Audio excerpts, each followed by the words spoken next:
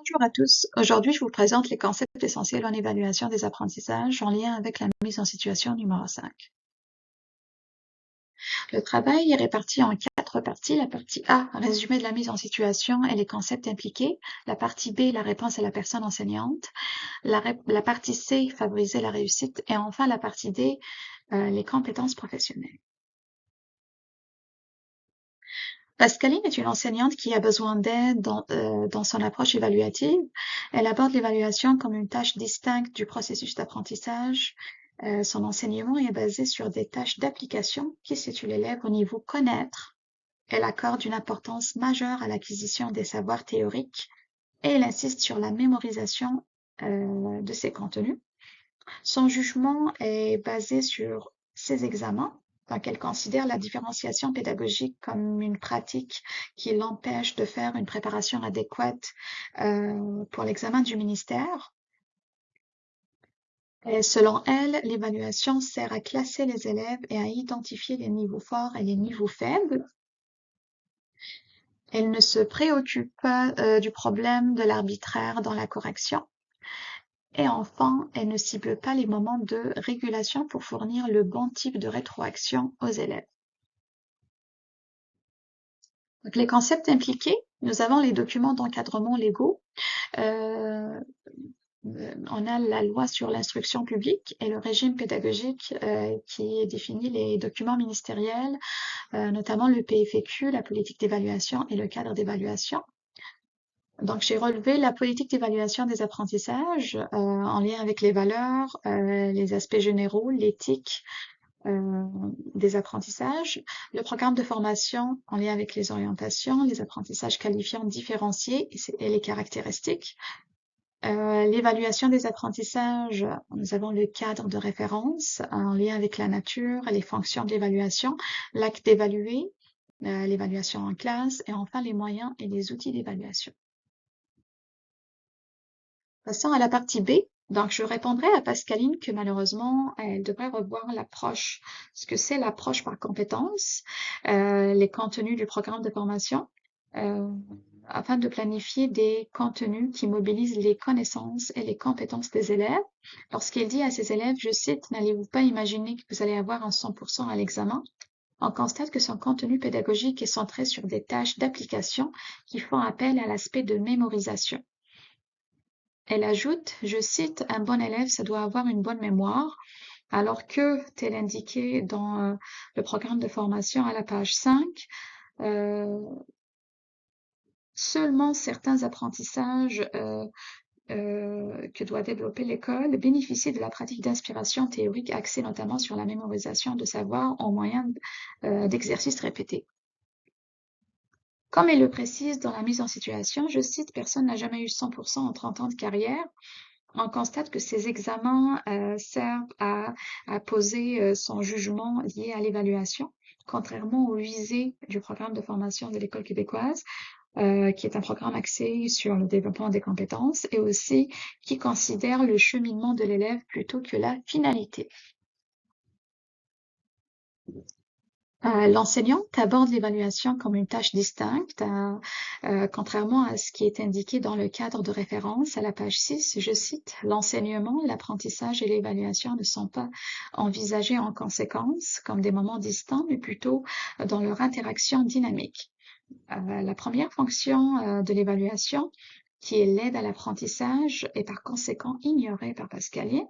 Le cadre de référence à la page 8 ajoute que, je cite, pour remplir cette première fonction, l'évaluation doit être intégrée au processus d'enseignement et d'apprentissage et jouer un rôle de régulation. La réponse de Pascaline à l'élève qui pose des questions, je cite, mon petit, ça se voit que tu n'as pas étudié, illustre parfaitement l'absence de ce rôle de régulation qu'il pourrait remplir en 3 types, interactive, rétroactive ou proactive.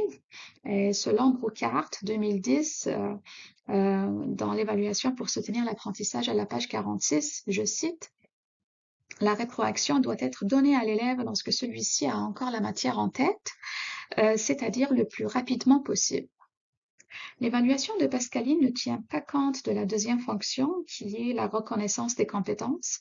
Elle ajoute, je cite, il y aura toujours une question piège dans l'examen, alors que le cadre de référence exige que, je cite, donc c'est à la page 4, euh, que les enseignants devraient réaliser des bilans euh, en considérant l'ensemble des informations pertinentes. Ils interprètent ainsi ces dernières à la lumière des attentes de fin de cycle du programme de formation et des échelles de niveau des compétences. Ainsi, donc, Pascaline ne prend pas en considération les échelles de niveau et leurs fonctions. Selon le cadre de référence à la page 33, ces dernières, je cite, permettent d'interpréter les informations consignées et de situer de manière globale le niveau atteint afin d'orienter les apprentissages. De plus, Pascaline ne respecte pas les balises ministérielles et la démarche d'évaluation que le programme de formation définit comme, je cite, un processus complexe qui comprend plusieurs démarches. Nous avons la planification, la prise d'information et son interprétation, le jugement et la décision. C'est indiqué à la page 13. Donc, sa démarche manque de cohérence, manque de rigueur et manque aussi de transparence. Donc, l'absence de ces valeurs associées à l'instrumentation nous mène à réfléchir évidemment sur les valeurs fondamentales en lien avec l'égalité, l'équité et la justice. Un autre point très important, c'est en lien avec les examens du ministère. Donc, Pascaline semble préoccupée par ces épreuves lorsqu'elle dit, je cite, je dois les préparer pour l'examen du ministère. Donc, elle semble ignorer le but de ces épreuves ministérielles, tel précisé dans le cadre de référence. Je cite, donc ce sont des tâches imposées à l'élève en vue d'évaluer le niveau de développement de ses compétences au regard des attentes euh, définies dans le programme de formation. Donc, c'est indiqué à l'annexe 1.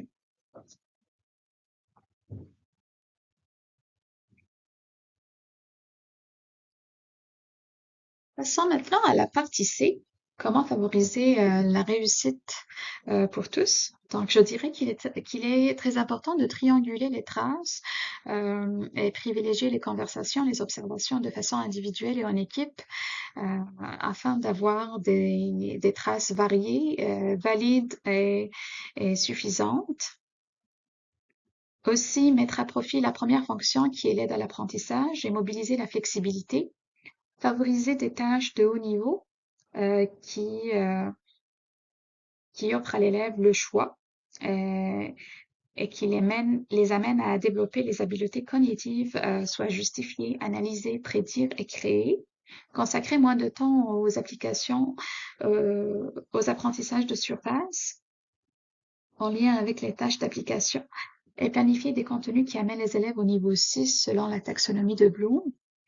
S'impliquer dans les rencontres et les consultations entre l'équipe cycle et l'équipe école, tel mentionné dans la page 13 du programme de formation.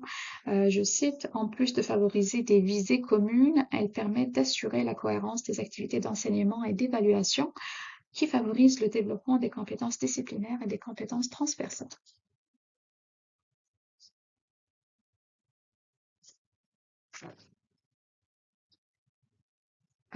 Aussi, planifier des contenus d'évaluation différenciés, mobiliser le savoir-faire, le savoir-être et le développement des stratégies, des habiletés euh, cognitives et la pensée critique. Respecter les principes du régime pédagogique en lien avec le processus d'évaluation. Tenir compte de l'instruction annuelle quant aux bulletins, aux résultats chiffrés et les progrès des élèves et offrir plusieurs chances aux élèves de démontrer le développement des compétences et ainsi de vivre des réussites. Et enfin, diversifier les outils d'évaluation, utiliser des grilles d'observation, des listes de vérification, l'entrevue, outils pour la consignation de l'information. Passons maintenant à la partie D, en lien avec les compétences professionnelles. Donc, Pascaline n'a pas pu mettre à profit la compétence 5 Donc, la mise en situation présente une seule démarche d'évaluation qui est les examens. Euh, Aussi, pour la compétence 7, particulièrement les dimensions en lien avec les mesures adaptatives, la flexibilité, car Pascaline considère que la différenciation est une perte de temps. Et aussi, de même pour la compétence 13, particulièrement les dimensions en lien avec les enjeux éthiques, donc les pratiques équitables, euh, transparentes, inclusives, ne sont pas prises en compte par Pascaline.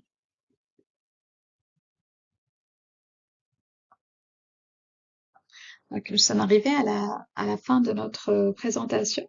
Donc, je dirais à Pascaline qu'elle devrait considérer l'évaluation comme une partie intégrante du processus d'apprentissage afin d'offrir plusieurs chances aux élèves de démontrer le développement de ses compétences et aussi c'est très important d'ajuster et diversifier les outils d'évaluation selon le profil des élèves.